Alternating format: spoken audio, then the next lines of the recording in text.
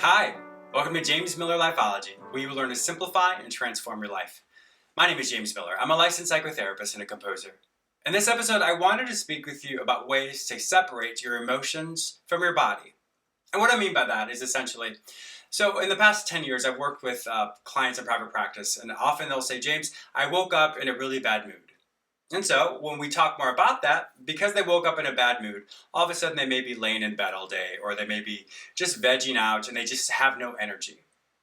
So it's important for us to separate between the two things, because just because you woke up a certain way does not mean that your body doesn't have the energy to fulfill the things that you're supposed to do that day. So the way to get around this is essentially creating two different scales. On a scale of 1 to 10, 10 is the best and 1 is the worst. So when you wake up or if you're struggling with something, you should say, well, on a scale of 1 to 10, how are my emotions today? So you may have an emotional scale of maybe an 8, so you're feeling really good. And then if you say for your body, well, my body's under the weather, so it's maybe a 2.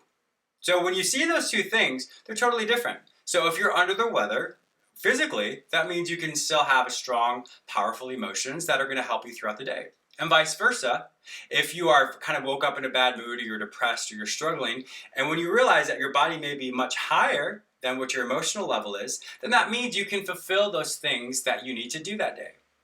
Emotional struggle does not mean that your body cannot do what it needs to do. And vice versa. If your body isn't under the weather, it does not mean that your emotional level is the same. So I really want you to practice using these scales. When you use these scales, it affords you the ability to do the things that you need to do, because one does not equate or equal the other. Thank you so much for watching James Miller Lifeology.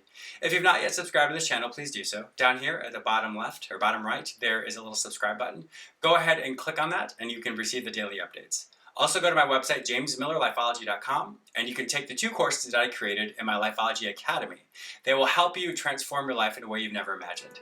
Have an awesome day. I look forward to seeing you tomorrow. Bye-bye.